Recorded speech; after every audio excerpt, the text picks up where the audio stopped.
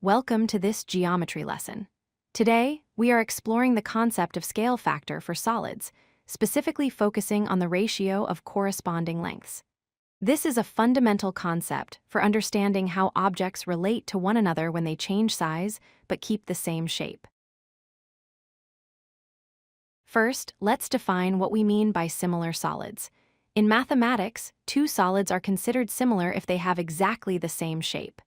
They can be different sizes, but their proportions must remain consistent. Think of a model car compared to a real car; they are similar solids.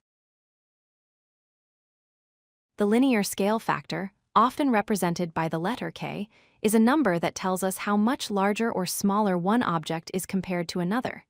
It strictly compares linear dimensions. This includes measurements like edge lengths, heights, radii, or diameters. When calculating the scale factor, it is crucial to compare corresponding lengths. This means you must compare the height of the first object to the height of the second object, or the radius of one to the radius of the other. You cannot compare a height to a width. To calculate the scale factor K, use this simple formula. Divide the length of the new, or image, solid by the length of the original solid. Always ensure both measurements are in the same units before you divide. Let's look at an example with two cuboids. Solid A is our original with a length of 5 centimeters. Solid B is the new version with a length of 15 centimeters. To find K, we divide 15 by 5. This gives us a scale factor of 3.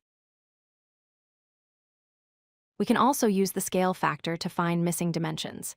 Here, we have two similar pyramids. First, we find K by comparing the known heights. 12 divided by 8 equals 1.5. Then, to find the missing base width x, we multiply the original base of 6 by our scale factor of 1.5. This gives us 9 centimeters. The value of K tells us about the transformation. If K is greater than 1, the new object is an enlargement; it's bigger. If K is between 0 and 1, it is a reduction. The new object is smaller than the original. Be careful to avoid these common mistakes. Never use area or volume to calculate the linear scale factor directly. Always double-check which object is the original and which is the new one, as swapping them will give you the wrong ratio. And finally, always check your units. To summarize, similar solids share the same shape. The scale factor K is the ratio of any new length to its corresponding original length. Remember that a K greater than 1 means the object has grown, while a K less than 1 means it has shrunk. If you like this video, hit that like button and don't forget to subscribe.